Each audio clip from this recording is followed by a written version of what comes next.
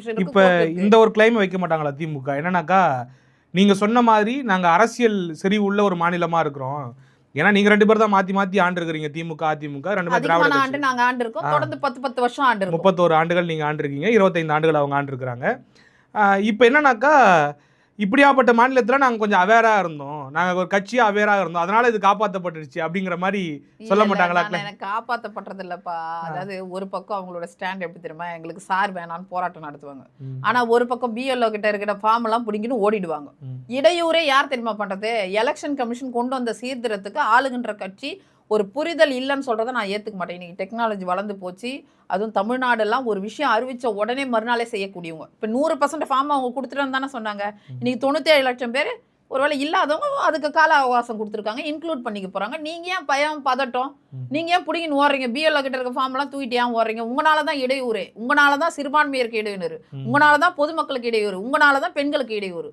நீங்களே ஒரு இடையூறு, அப்புறம் நீங்க இடையூறை பத்தி பேசுறீங்க. அப்ப பீகார்ல வந்து நீக்கப்பட்ட வாக்காளர்கள் அப்படின்னு சொல்லிட்டு சில பேட்டிகள்லாம் வந்துச்சு, நிறைய தகவல்கள்லாம் பரப்பப்பட்டது இல்லையா? அப்ப அது உண்மை இல்லையா? இல்ல, நான் தான் இப்போ நான் உண்மையா இருந்தா அப்ப அந்த உண்மையில இருக்கிற பாதிக்கப்பட்ட மக்கள் யார் புகார் கொடுத்தாங்க? இப்ப நீ உன் தமிழ் ஓட்டு இல்லைன்னா, தமிழ் மாதிரி ஒரு பல லட்சம் பேருக்கு ஓட்டு இல்லைன்னா எல்லாரும் சும்மா இருந்திருப்பாங்களா?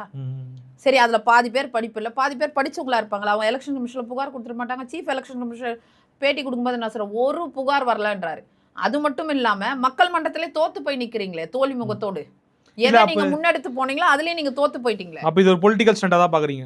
எப்பொழுதுமே அவங்க கிட்ட சொல்லிக்கிறதுக்கு சாதனைகள் கிடையாது தமிழ். அவங்க கிட்ட இருக்கிறதெல்லாம் வேதனை வேதனை. எவ்வளோ கொடுமைகள் நடக்குது தெரியுமா? நீங்க எதை எடுத்தாலும் கூச்சமே இல்லாம வெக்கமே இல்லாம 365 நாளும் ஆளுநர், ஒன்றியம், பிஜேபி, மைனாரிட்டி, மதசார்பற்றன்னு சொல்லுவாங்க. அப்புறம் எதுக்கு நீங்க மைனாரிட்டி பத்தி பேசுற? மதசார்பற்றன்னா எல்லா மதத்துக்கும் பொதுவானது தானே. இஸ்லாமியர்களுக்கு என்னென்ன செஞ்சிருக்கீங்க? என்ன பிரதிநிதித்துவம் கொடுத்துருக்கீங்க?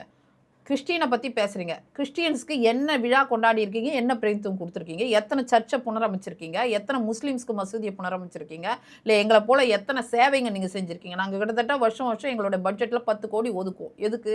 சர்ச்சு மசூதிகள்லாம் புனரமைக்கிறதுக்கு. நாகூர் தர்காவுக்கு 4.5 கோடி ஒதுக்கி அந்த சுற்றுச்சுவரையே நாங்கள் வந்து என்ன பண்ணோம், புனரமைச்சு கொடுத்தோம். அஜில் 15 கோடி தமிழ்நாட்டில் இருக்கணும். மானியம் நிறுத்தின பிறகு கூட, சென்ட்ரல் கவர்மெண்ட் மானியம் நிறுத்தும் போது கூட என்ன இங்கே நாங்கள் கொடுக்க வேண்டிய உதவிகளை நாங்கள் செஞ்சுட்டு தான் இருந்தோம். அது மாதிரி இஸ்லாமியர்களுக்கோ கிறிஸ்துவர்களுக்கோ எந்த உதவி செய்யாமல் வெறும் எலெக்ஷனுக்காக ஓட்டு வேட்டைக்காக பூச்சாண்டி காட்டுறீங்க.